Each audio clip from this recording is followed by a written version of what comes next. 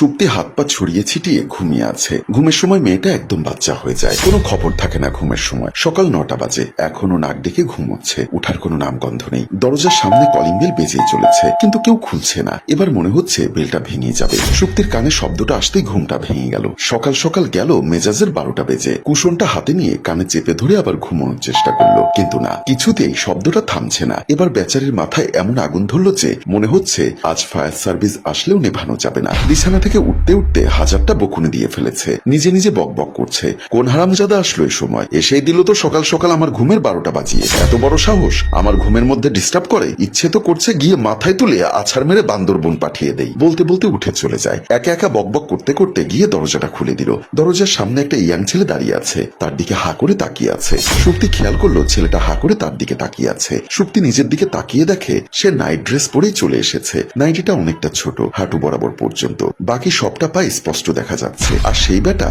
ওকে দেখে হা করে তাকিয়ে আছে। সুপ্তি বাতাসের বেগে নিজের রুমে চলে আসে। রুমে ঢুকে ড্রয়ার খুলে একটা ড্রেস আর একা একা ছেলেটাকে বকা দিতে থাকে। সে ওয়াশরুমের দিকে চলে যায়। ওয়াশরুমে ঢুকে নিজে নিজে বলছে, লুচ্চু বেটা, জীবনে মেয়ে মানুষ দেখেনি। এমন ভাবে তাকিয়েছিল যে মনে হচ্ছে এর আগে কখনো মেয়ে মানুষ চোখেও দেখেনি। চোখ দুটি গোল গোল করে আমাকে দেখছিল। ইচ্ছা তো করছে ওই বেটার চোখগুলো তুলে মার্বেল খেলি। ছি ছি, একটুকু লজ্জা করলো না অন্যের বউয়ের দিকে তাকিয়ে থাকতে? ওগো আমার প্রাণনা, তুমি কোথায়? তাড়াতাড়ি চলে এসো, তোমার বউকে সবাই খুব জ্বালাচ্ছে। একা একা কথা বলতে বলতে ড্রেস চেঞ্জ করে আবার মেইন দরজার কাছে এসে দেখে ছেলেটা এখনো দাঁড়িয়ে আছে। আপনি এখনো দাঁড়িয়ে আছেন? সুপ্তির কথা শুনে ছেলেটা সুপ্তিকে আবার ভালো করে পা থেকে মাথা পর্যন্ত দেখতে লাগলো। একদম ফর্সা গায়ের রং, এলোমেলো চুল, কালো চিকচিকে মায়া ভরা দুটি চোখ, চিকন লম্বা নাক, পিঙ্ক কালার দুটি ঠোঁট, স্লিম ফিগার, যেন স্বর্গ থেকে ভুল করে চলে আসা কোনো মায়াবতী। কি চাই আপনার? অপূর্ব কি?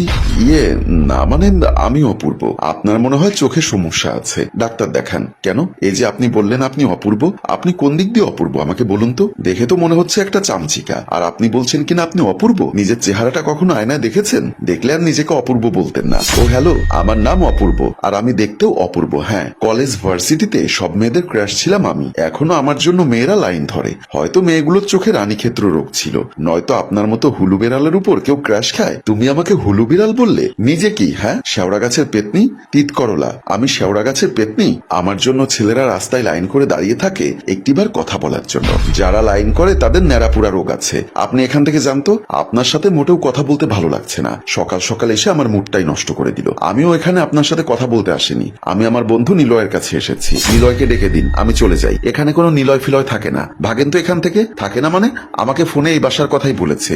জি না, আপনি বরং 3 তলায় গিয়ে দেখুন। কি ঝগড়াটে মেয়ে! মোটেও আমি ঝগড়াটে না, বরং আপনি একটা ঝগড়াটে পোলা। আপনার সাথে কথা বলতে ইচ্ছা করছে না, যান এখান থেকে। এই যে তিত করলা, আমারও তোমার সাথে কথা বলার কোনো ইচ্ছা নেই। হ্যাঁ, আর শোনো, এরপরে আর কোনো ছেলেকে নিজের শরীর দেখাবে না। আমি না হয় ভদ্র পোলা, তাই সবকিছু দেখেও কিছু মনে করিনি, কিন্তু সবাই কিন্তু আমার মতো ভদ্র না। কথাটা বলেই অপূর্ব উপরের রাস্তা ধরে হাঁটতে শুরু করে, আর সুপ্তি হা করে থাকে অপূর্বের কথা শুনে। হ্যাঁ বেটা লুচু, আমার সবকিছু দেখে এখন আবার বলা হচ্ছে তিনি নাকি ভদ্র। আমি না হয় ভুল করে এই ড্রেস পরে চলে এসেছিলাম, তাই বলে তোকে আমার সব দেখে নিতে হবে? আমার সব শেষ। হারামি কুত্তা, নিজের চোখগুলোকে সামলে রাখতে পারিস না? দেখার এত শখ হলে নিজের বউকে গিয়ে দেখ। অন্যের বউয়ের দিকে নজর দিস কেন?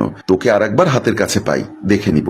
মরিচের জুস খাওয়াবো, ঘাট থেকে মাথাটা আলাদা করে ফুটবল খেলবো। সত্যির আগে দুঃখে দরজার হুক লাগিয়ে নিজের রুমে চলে যায়। বিছানায় উবুর হয়ে শুয়ে অপূর্বকে ইচ্ছা মতো বকা দিতে থাকে। সুপ্তি সেই ছোটবেলায় তার মা মারা যায়। বাবা আর ভাইয়ের কাছেই বড় হয়েছে। তার পরিবার বলতে বাবা, ভাই আর ভাবি। এই সময় সুপ্তিকে জেগে থাকতে দেখে তার ভাবি তার রুমে আসে। কি ব্যাপার ননদিনী, এ সময় তুমি জেগে আছো যে? ভাবির কথায় সে মুখ তুলে তাকায়। ভাবি, দেখো না, একটা হারামি এসে আমার ঘুমের 12টা বাজিয়ে দিয়ে গেল। ও মা, সে কি? তা সেই হারামিটা কি আস্ত বাসায় ফিরে যেতে পেরেছে? ভাবি, তুমি কি বলতে চাও? আমি খুব খারাপ মেয়ে? আমি সবাইকে জ্বালাই? তুমি তো আমার ভালো ননদিনী, তুমি কাউকে জ্বালাতেই পারো না। যাই হোক, যেহেতু উঠেই গেছো, তাহলে এসো সকালের নাস্তাটা করে নাও। হ্যাঁ চলো। তারা দুজন বের হয়ে চলে যায়। অপূর্ব বিকালবেলা 4টার পর যখন বাসায় ফিরে আসতে থাকে, তখন দেখে সুপ্তি জানালার পাশে দাঁড়িয়ে আছে। অপূর্বের বাসা মূলত সুপ্তির বাসার পরের ফ্ল্যাটে। হেঁটে গেলে 5 মিনিট সময় লাগবে। অপূর্ব রাস্তায় দাঁড়িয়ে সুপ্তিকে দেখতে থাকে। তার পলক যেন সুপ্তির উপর থেকে যাচ্ছেই না। অপরূপা, তুমি কত যে সুন্দর, যত চেয়ে থাকি ভরে না অন্তর।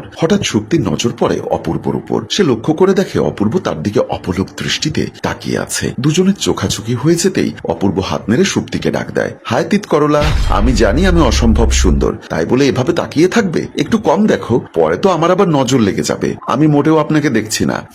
আমার তো খেয়ে আর কোনো কাজ নেই, আপনার মতো চামচিকার দিকে তাকিয়ে থাকবো? আমি জানালা লাগাচ্ছি। আমি প্রতিনিয়ত এই সময় জানালাগুলো লাগাই, তাই নাকি?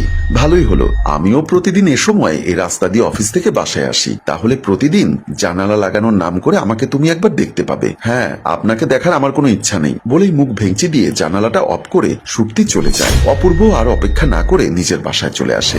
রাতে অপূর্ব নিজের রুমে শুয়ে থেকে ফেসবুকিং করতে থাকে। এমন সময় হঠাৎ সুপ্তির আইডিটা চোখের সামনে ভেসে ওঠে। অপূর্ব সুপ্তির আইডিতে ঢুকে আইডিটা দেখতে থাকে। অনেকগুলো ছবি দেওয়া আছে, তবে বাস্তবে সুপ্তি অপরূপ সৌন্দর্যের অধিকারী। ছবিগুলোতে ফেসটা ততটাও মায়াবী লাগছে না বাস্তবে যতটা লাগে। ছবিগুলো দেখতে দেখতে অপূর্বর মাথায় দুষ্টু বুদ্ধি আসলো, তাই অপূর্ব সুপ্তিকে অ্যাড করে আর ছোট করে একটা SMS দেয়। 2 মিনিট পর সুপ্তির রিকোয়েস্টটা একসেপ্ট করে। সাথে সাথে অপূর্ব SMS করে, হাই হ্যালো, কে আপনি? আমি সেই হ্যান্ডসাম অপূর্ব যাকে দেখে তুমি আর চোখ সরাতে পারোনি। সুপ্তি আইডিটার ভেতরে ঢুকে দেখে এ সত্যি অপূর্ব। তখন সে বলে, হ্যান্ডসাম না ছাই, শেওড়া গাছের পেতনির জামাই, তাই নাকি? তুমি আমাকে এত তাড়াতাড়ি নিজের জামাইয়ের জায়গা দিয়ে দিলে? মানে এই যে তুমি তো পেতনি, আর আমি যদি পেতনির জামাই হই তাহলে কি দাঁড়ায়? আমি তোমার জামাই, আপনাকে সামনে পেলে কি যে করব কাল সকালেই পাবে, চিন্তা করো না। নাকি এখন লাগবে? লাগলে বলো, আমি চলে আসবো, আপনাকে আমি দেখে নিব। ছি, কি বলো? এভাবে আমি কিছু দেখাতে পারবো না। তোমার লজ্জা নেই তো কি হয়েছে, আমার লজ্জা আছে। তবে তুমি কিছু দেখাতে চাইলে আমার আপত্তি নেই, আমি দেখতে পারবো, বাট আমার কিছু অন্য কাউকে দেখাতে পারবো না। আপনাকে এখন সামনে পেলে আস্ত খেয়ে ফেলতাম। তোমাকে দেখতে তো রাক্ষসী মনে হয়নি। আপনি একটা অসহ্য। রাগে গজগজ করতে করতে সুপ্তি অফলাইনে চলে যায়, আর এদিকে অপূর্ব হাসতে হাসতে শেষ। রাতে বিছানায় শুয়েও অপূর্ব সুপ্তির কথা চিন্তা করতে থাকে। মেয়েটা খুব মায়াবী, প্রথম দেখাতেই ভালো লেগেছে তার। হরিণ টানা চোখ দুটি অসম্ভব সুন্দর, যেখানে তাকালেই সবকিছু ভুলে যাওয়া যায়। অপূর্ব সুপ্তিকে নিয়ে চিন্তা করতে করতে একসময় ঘুমিয়ে পড়ে। আর এখানে রোমান্টিক ও ফানি গল্পটির প্রথম পর্ব এখানেই শেষ হয়। সম্মানিত ভিউয়ার্স, আপনারা যদি এই গল্পটির রোমান্টিকতা, ফানি ও প্রতিশোধ দেখতে চান তাহলে কমেন্ট করুন দ্বিতীয় পর্বের জন্য। গল্পটির ভাবনায় ও পরিচালনায় হাসেম রাজু, চিত্রগ্রহণ তানজিল ও প্রযোজনায় মঞ্জুর মোর্শেদ মিউজিক প্লাস। গল্পটি ভালো লাগলে লাইক, কমেন্টস এবং শেয়ার করে দিন। ধন্যবাদ।